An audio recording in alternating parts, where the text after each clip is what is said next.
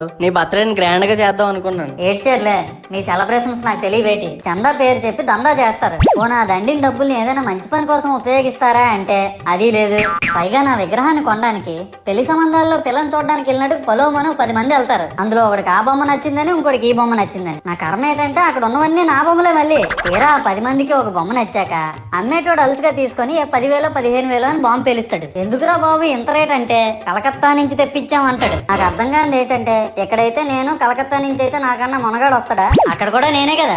ఇలా నన్ను బజార్లో పెట్టి బేరం ఆడి నా మొహానికి ముసుగేసి వ్యాన్ ఎక్కిస్తారు. ఆ వ్యాన్ డ్రైవర్ గాడు నేనున్నానని కూడా చూడకుండా ఏదో ఆలోచించుకుంటూ డ్రైవ్ చేస్తా గతకల్లా గబ్బి గుబ్బి అని తించేసి నా కాల్లో చెయ్యి ఎరగొట్టేస్తాడు. ఈ విషయం చందాలు ఇచ్చిన చిన్నోళ్ళకి తెలిస్తే మళ్ళీ ఇరిగిపోయిన బొమ్మ పెట్టకూడదని ఏ బొమ్మ రాసి కవర్ చేసేస్తారు. సరేలే, జరిగిందేదో జరిగింది, నా భక్తులే కదా, కూల్ బ్రో అని చిల్లయ్యే లోపు నన్ను పందిర్లో పెట్టి ముసుగు తీసి నాకన్నా పొడుగుండే సౌండ్ బాక్సులు 2 నా చెవులు పక్కన పెట్టి డీజే గణేష్ బ్రో అని చెప్పి నా పాటలను కూని చేస్తారు. సరేలే పిల్లలు కదా, ఇప్పుడు కాకపోతే ఎప్పుడు ఎంజాయ్ చేస్తారు, కాసేపట్లో పూజ స్టార్ట్ చేస్తారని వెయిట్ చేస్తా ఉంటే ఆ 5 రూపాయల వ్రతకల్పన బుక్ చూస్తే అది ఎక్కడ లేని కోపం వస్తుంది. ఏరా నాకు అర్థం కాదు, ఎన్ని సంవత్సరాల నుంచి నా పూజలు చేస్తున్నారు, ఒక్కడికి నా కథ గుర్తుండదేట్రా యాదవ్ వల్లారా. ఓ నా బుక్ లో చూసిన దాన్నైనా తిన్నంగా చదువుతారా అంటే అది ఉండదు. ఏదో బాగా అటర్ ఫ్లాప్ అయిపోయిన తెలుగు సినిమాకి రివ్యూ చెప్పినట్టు చదువుతారు ఒక్కొక్కడును.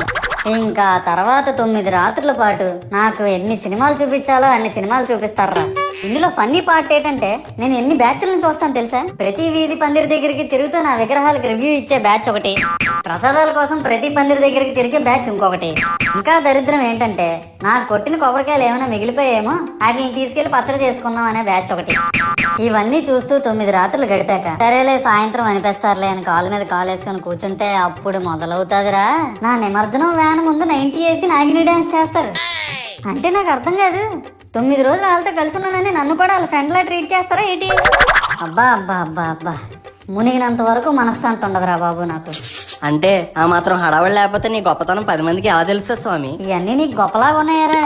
ఇప్పుడు 100-200 అడుగులు నా విగ్రహాన్ని తయారు చేస్తారు. నేను స్టడీగా నించుంటున్నాను కాబట్టి నాతో సెల్ఫీలు దిగుతున్నారు. అదే నేను రింగ్ రోడ్ లో నడిచాను అనుకో పరిస్థితిరా.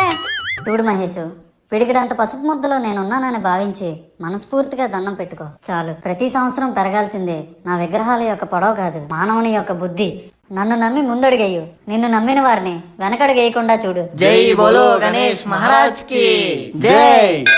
సర్లే గాని ముందు మాస్క్ వేసుకో. నా భక్తులు 50 మందికి విజ్ఞప్తి, ఈ వీడియో కనుక నచ్చినట్టయితే లైక్ చేయండి, షేర్ చేయండి, కామెంట్ చేయండి. అలాగే ఫిల్మీ మూజీ ఛానల్ మాత్రం